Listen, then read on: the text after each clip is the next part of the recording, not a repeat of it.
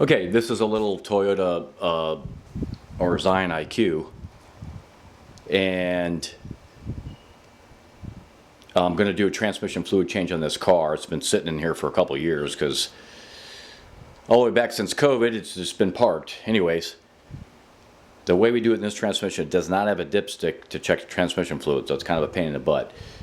And a Toyota dealer not too far from my house, I took this to them a few years ago, and when they did the transmission fluid change, they stripped the bolt on the drain plug. You gotta love dealers, guys. They love to screw shit up. So I won't ever take it to a dealer again, that's for sure. So I'm gonna do the transmission fluid change. It's due. And one of the things you gotta do is take the driver's side wheel off. So I just loosened the bolts, obviously took the hubcap off, loosened the bolts, and then I'm going to jack up the car here with floor jack, and I've got jack stands, and two more there. So the whole car is going to be lifted up because you want the car to be level. You want the car to be level when you're doing the transmission change. So like I said, there's no dipstick on this car. Behind this wheel, the reason we're going to take this off is because behind this wheel is a filler, kind of a spyglass or level filler hole. It's just a drain plug. It's threaded. You pull it out. You put the transmission fluid in the top through a little hole they give you, another threaded hole, which is absolutely stupid, but whatever. And then when it drains out the little side port, you stop, you let it drip to a stop, you put the plug back in, the threaded plug back in, and then you add 400 more milliliters to the car, and that's considered to be full.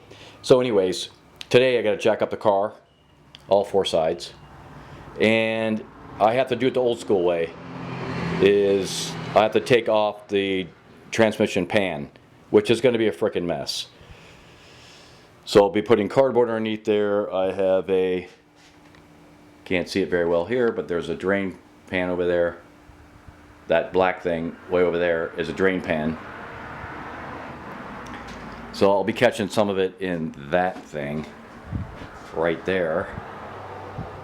But anytime you're pulling a transmission pan out, that's right, I have it covered because we know the internet can't be trusted with looking up people's information, and that is the sad state of affairs in the world today. Right to you, internet. No, you don't get to get my license plate number.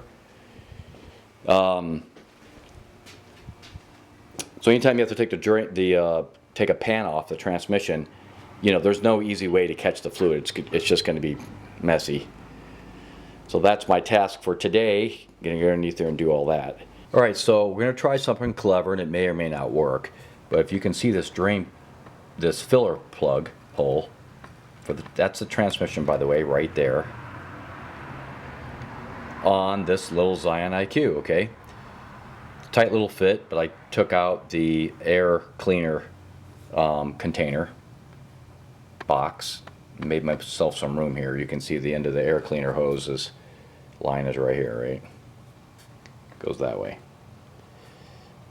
Okay, but we're focusing on that little filler hole right there. Now I already cracked this loose. This is one of those there's a wire right in the way, which is absolutely stupid. Toyota loves to build stupid stuff. But behind that wire is a star, Torx, whatever you call it. It's a 55, T55, so you want to know the size. Guess what? I already loosened it up. We're going to take it out. This is the side of the transmission right here. And you pull that out. Got the wheel off here, obviously, right? You let it drip out of there. There's on the bottom of the transmission, down there along the bottom, there's a drain plug.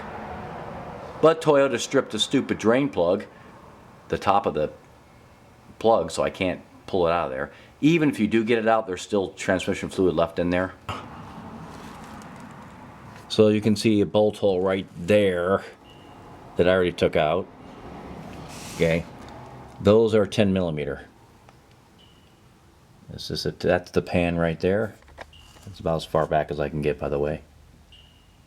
Okay, okay, here you go, nice clear shot of one of the bolt holes. Okay, it's 10 millimeter. I'm just using a 1/4 inch drive. Okay, I'm using this little guy right here. And yeah, that's a 1/4 inch drive. It's a little small ratchet, 10 millimeter with a small extension. Okay, and the bolts are not in there very tight, guys. They're pretty loose, so you can do it easily by hand. So when you go to torque it back in there, make sure you know what the specs are. I don't know what they are at the moment, but when I go to put it back in there, just make sure you don't over torque them because they're not really on there very tight. All right, so I've got about 4 bolts out. I got about 10 more to go. There's about 14 or 15 of those. And it's going to be a big freaking mess underneath here, but whatever, we do what we got to do. Of a bunch of transmission fluid. Sorry about the light, but it's nighttime here and I don't have a light underneath there very well. Okay, here's the pan, the drain pan. That's it right there. And I already put it in this jug right here. Yep.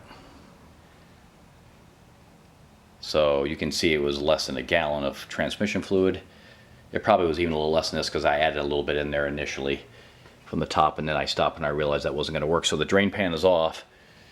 I'll show the drain pan here in a second. There's the 2 magnets. I went ahead and pulled them out of there, wiped them down real good. It wiped down the entire pan. There's a weird little tube right there that they have in the pan. I know, Toyota does weird stuff. Okay, that's the pan right there, right? It's just a small pan, not that big. All right. The transmission on the little Scion IQ right there. And I'm using fully synthetic transmission fluid oil. That's why it's not pink. For those of you who are like, wait a minute, that looks like oil. No, it's not oil. It is full synthetic. This happens to be Valvoline.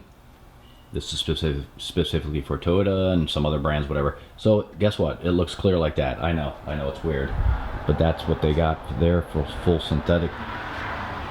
And no, it doesn't smell like oil. Just in case some of you are wondering, maybe they put oil in there by accident. No, it really is transmission fluid.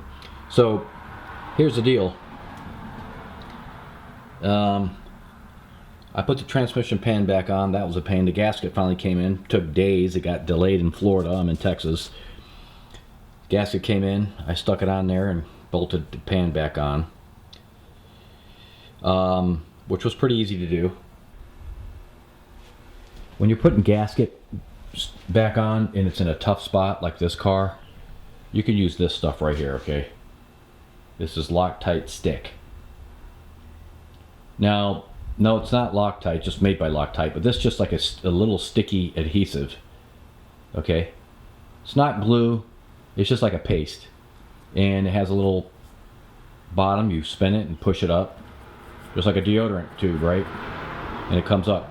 And what you do is on the side of the gasket that's going to be stuck to the pan, you just dab this on there all the way around.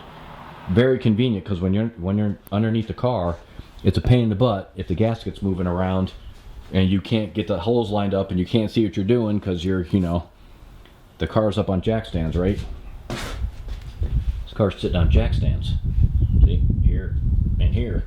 So, not a lot of room underneath there. Yes, there's transmission fluid on the ground because guess what? No matter how hard you try, if you have to drop a pan, you're always going to drop some fluid on the ground. I'll put some dry soak on that and take care of that later.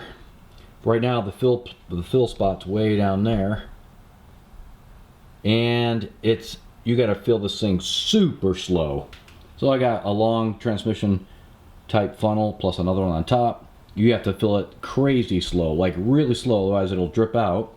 You can see some of it dripped out right there. A little bit dripped out, went down. Bloop, bloop, bloop. So I'm being super careful filling it super slow. What I do is, just got myself an old pickle jar that was completely cleaned out with soap and water. Hot water, cleaned it out really good. Right? It's an old clean pickle jar. I take some transmission fluid, put it in there. So guess what? I'm not holding this big old thing, trying to pour it.